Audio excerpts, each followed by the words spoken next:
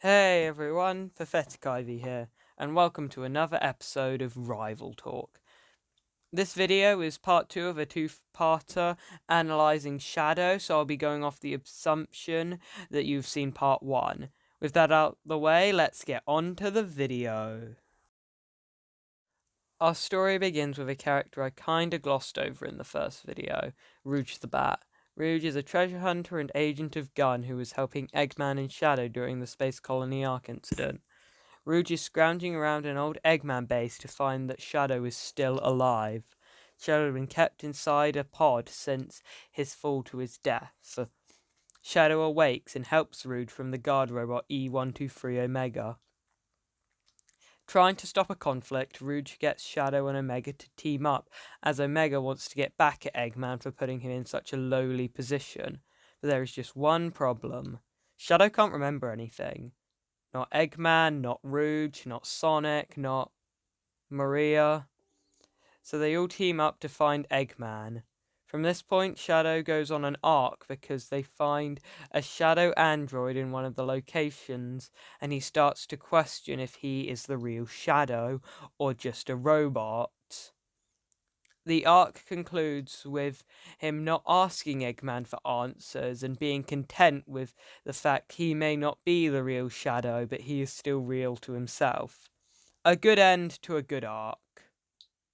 After that, Shadow got his own game, and the story wasn't very good. It was overly edgy and completely ruined the people's perspective of Shadow.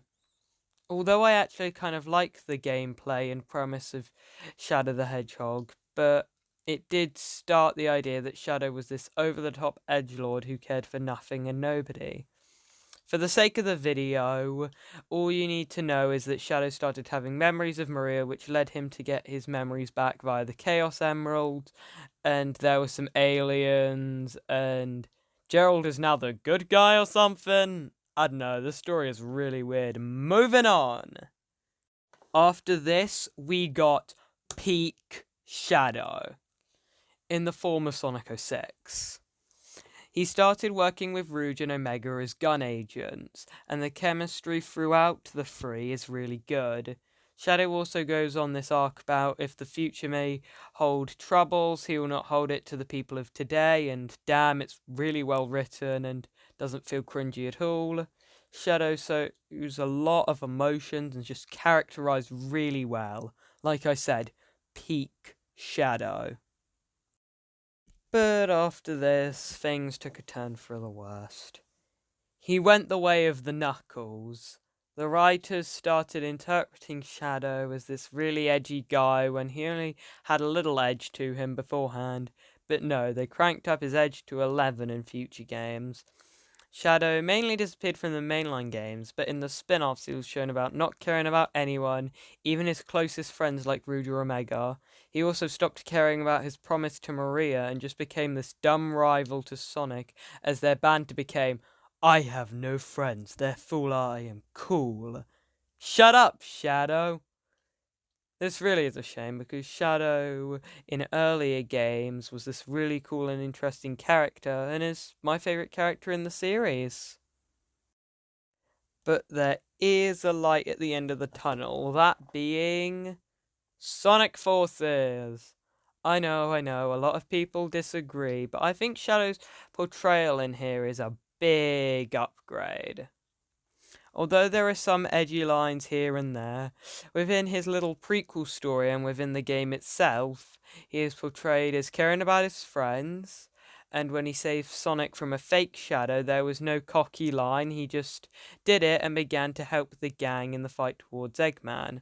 There was also none of this, I'll do it my own way nonsense. He would help the team and do what was asked, and when he does say something like that in episode Shadow, Rouge actively makes fun of him and says Omega said the same thing, which I think was pretty well written. Given this portrayal, I have high hopes for Shadow in the future, especially because everyone was written very well in Frontiers, but hey, only time will tell. Then I'll have to do this video again and it will be really stupid. Hey everyone, I hope you enjoyed this video. If you did, then press the like button, and if you're interested in more Sonic videos by me, then subscribe. I'm really working hard to make bigger and better videos, so subscribing would definitely give me the motivation to keep on going. On that note, I've been Pathetic Ivy, and I bid you farewell.